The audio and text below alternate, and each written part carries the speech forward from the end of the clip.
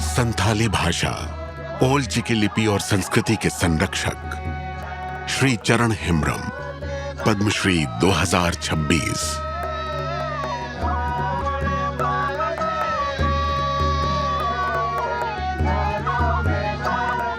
चरण हेम्ब्रम एक ऐसे कर्मयोगी जिन्होंने अपना पूरा जीवन संथाली भाषा, ओल चिकी लिपि और आदिवासी संस्कृति को पहचान और भविष्य देने के लिए समर्पित कर दिया। बचपन में ही भाग्य ने पिता का साया छीन लिया।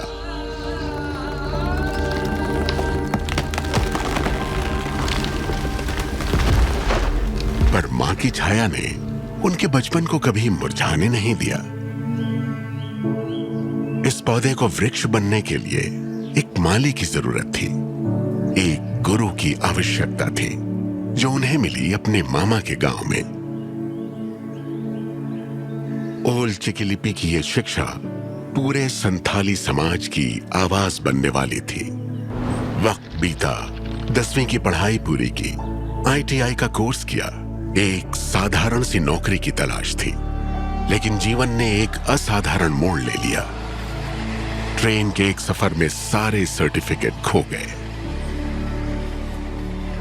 हताश, निराश, एक बार फिर पहुंचे गुरु के पास। ये हादसा नहीं, भाग्य का संकेत है बेटा।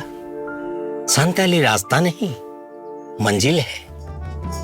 गुरु के इस वाक्य को व्याकरण और संथाली के विस्तार को जीवन का लक्ष्य बनाकर चल पड़े एक ऐसे सफर पर जिसका हर कदम संथाली भाषा और संस्कृति को समर्पित था। टीचर ट्रेनिंग ली और शुरू हुआ संथाली पढ़ाने का सफर।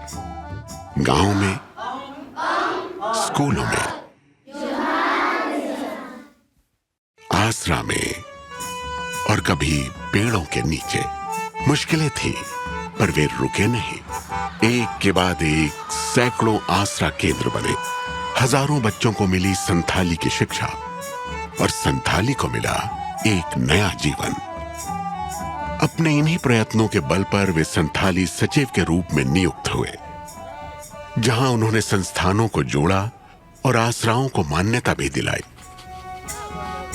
शब्द किताबों में उतरे, संथाली पाठ्यक्रम भी बनी और रोजगार के लिए योग्यता भी। इनकी अथक कोशिशों ने संथाली को अपनी सरगम दी। इनके बनाए गीत और नाटक पूरे समुदाय के लिए जीवन संहिता का रूप बन गए। जब हम अपनी भाषा को जीवित रखते हैं, तो भाषा हमारे अस्तित्व को जीवित रखती है।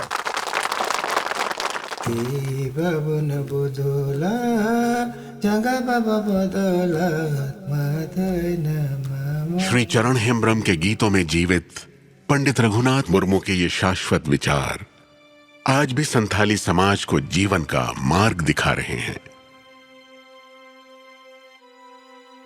श्री चरण हेम्ब्रम, पद्मश्री 2026।